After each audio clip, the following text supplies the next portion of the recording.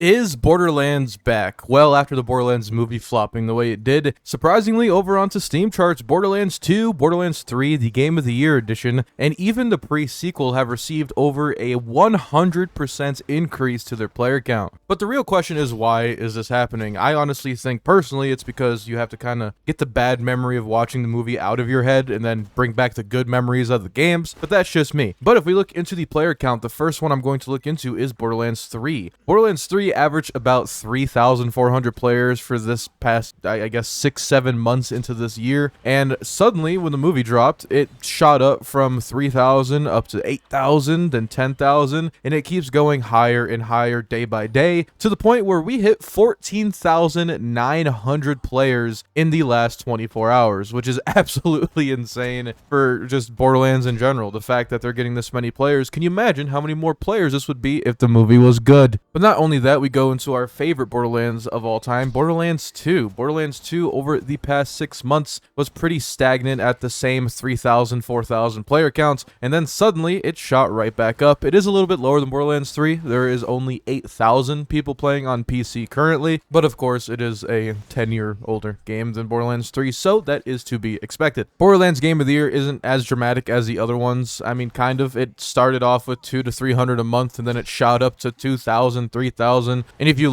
have 200 players on your game and it shoots up to 2,000, that within itself is a 1,000% growth of your player count, which is a definite W. But I want to beg the question, why are people returning back to Borderlands 2? Even the pre-sequel is starting to get players again, where the pre-sequel didn't even really average 300 a month, and now it's up to 1,018. Obviously, not as much as the other games, but still, people are hopping back on the Borderlands train. And I guess if you clicked on this video and you're playing Borderlands again, what is motivating you to play Borderlands again? Is it the movie? Did the movie make you remember what was good about the series? Or did the movie make you second guess what the series actually was, so you went back to double check? I do have to give a little bit of Borderlands 3 success over into the patch they just received, but as cool as all this is, as awesome as it is that all these players are coming back to Borderlands, I think the unfortunate thing is, besides Borderlands 3, Borderlands 2 is still very buggy, Borderlands Game of the Year is still very buggy, and so is the pre-sequel, even not on PC versions. I could imagine the console numbers are even higher than the PC numbers as for returning players. And the unfortunate thing is Borderlands is not fixing the older bugs in the games. And part of me is why I'm making this video. Yes, it is cool that these players are returning back to your game, but wouldn't it seem a little arrogant to not fix the major issues in these older games for the players that want to experience them? And hey, best case scenario, of a large percentage of these players that are getting into Borderlands are somehow brand new people coming to the series, and when they see that, hey, Borderlands Movie was a pretty good movie, and then you transition into crashes on the game constantly, bugs, memory leaks,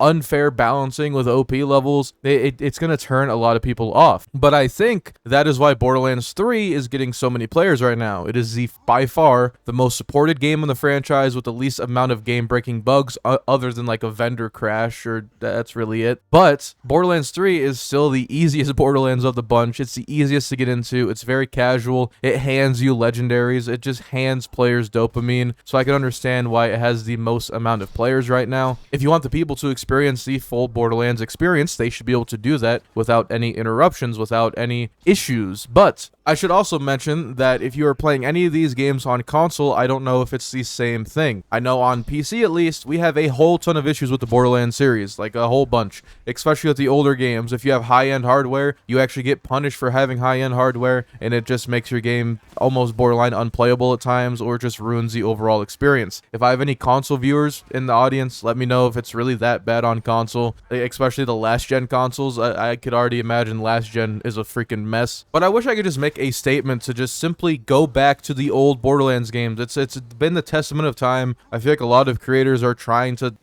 tell them to do this, and I don't know what we have to do to further extend and expand our voices as a community, because if these older games are still being played and they still have thousands of players now, I think those thousands of players should still enjoy the game to its full potential. And console players can't download mods. Console players can't go over to a website and download said and said mod out and fix this issue. And even the PC players, a lot of us don't want to do that. Sometimes I just want to launch Borderlands 2 and I want to play Borderlands 2. Me and the homies want to go back on Borderlands 1. We want to just launch Borderlands 1 and play Borderlands 1. I don't want to sit here and go into my game files and download a patch, delete all the Angel cutscenes, all the Angel voice lines, just to play with my friends and fix the memory leak issue. And even then, if you're playing multiplayer on Game of the Year on PC, you guys just randomly crash and blue screen sometimes. Why? I don't know. This has been a bug since the first week the game came out on PC. The first week. And they have done absolutely diddly dick dog shit in order to fix it. And it's honestly starting to aggravate me as I record this video. I apologize. I do know I give Borderlands 3 a whole bunch of shit. I don't hate the game in its entirety. I feel like it's one of the only Borderlands games where you don't have to really work for anything. I mean, I have over 4,000 hours on the game. I made Borderlands 3 videos on my channel, and it's not a hard game whatsoever. I mean, I played the worst character in the game, and I was able to do everything in the game.